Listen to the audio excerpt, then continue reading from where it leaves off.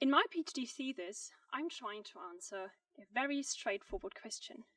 How do we hear emotions and voices? What makes an angry voice angry or a fearful voice fearful? And how come that by the two sentences I just said, you can already hear whether I'm rather excited or nervous to be talking to you today? In fact, you can even hear that without much effort or without much dedicated attention, because our brains are wired to infer emotions from voices. We know this from studies using electroencephalography, in short EEG.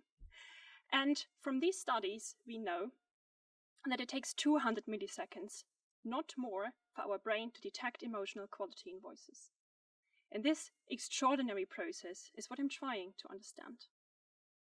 The reason why voices give away the emotions we have is because emotions lead to very distinct changes in the way they sound.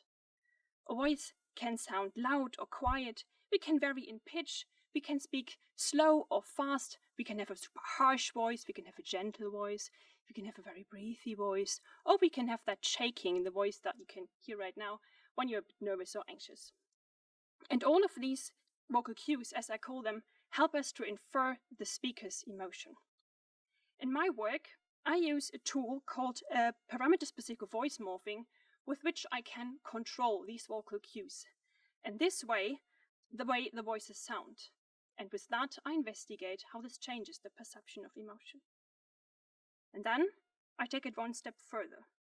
Because even though we all seem to infer emotions quite effortless from voices, we are not equally good at it. In fact, for some people, it's easier than for others.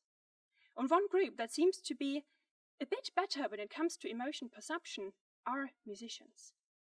But so far, we only know that they are a bit better, but we don't know why. And this is worth knowing, because the ability to infer emotions from voices is in fact related to our quality of life. So if a group is a bit better at that, we want to understand the mechanisms behind it. And I think that it has to do something with the way musicians process these vocal cues that I mentioned earlier that signal the emotion.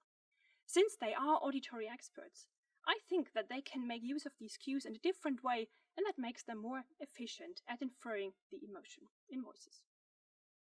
That is what I'm investigating right now by inviting a lot of musicians into my EEG lab and compare them to a group of non-musicians. This way, I hope to uncover a bit more about the sound of vocal emotions and how we perceive them.